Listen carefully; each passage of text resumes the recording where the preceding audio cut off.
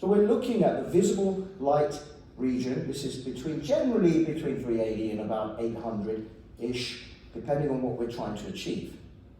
And it's not about power, it's about energy absorption that we need to be obsessed about.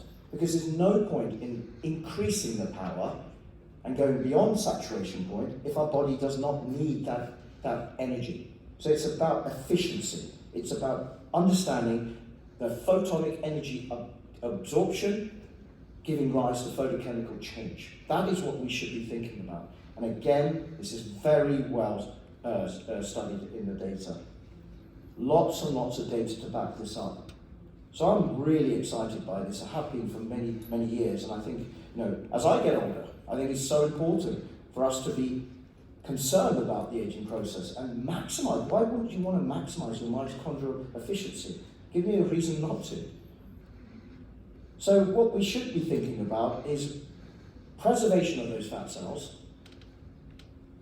as well as improving the well-being of that patient, but not only as an efficient organ, as a unit, but we're actually helping that patient from a mental well-being perspective. We're also helping pain efficiency. I mean, the list is endless. It's so important neurologically, from a pain point of view. There's so much data, it's incredible. Like I said, please feel free, go onto my site and I'll happily send you all of this information and data. What about gut health?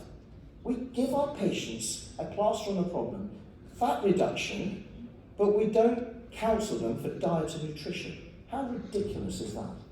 I took a poll recently amongst my peers, and probably 10% did, and the rest didn't. The reason they gave to me is because they don't know.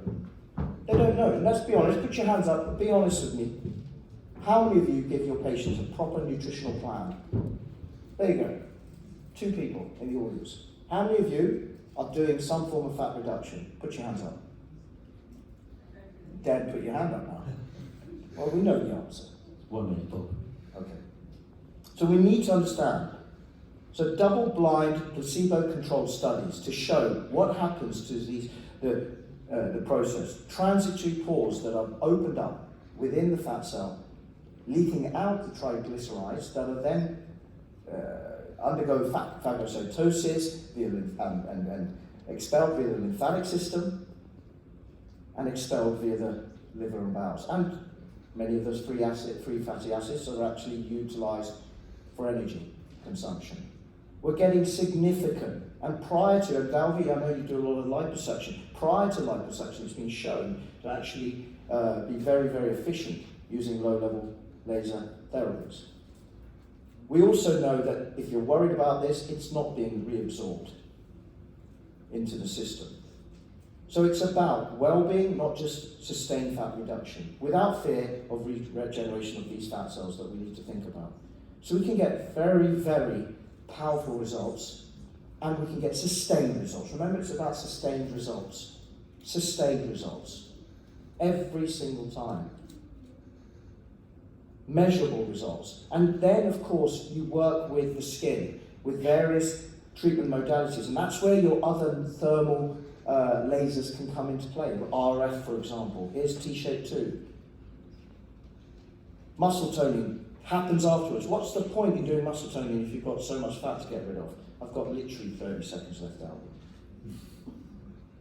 So the face.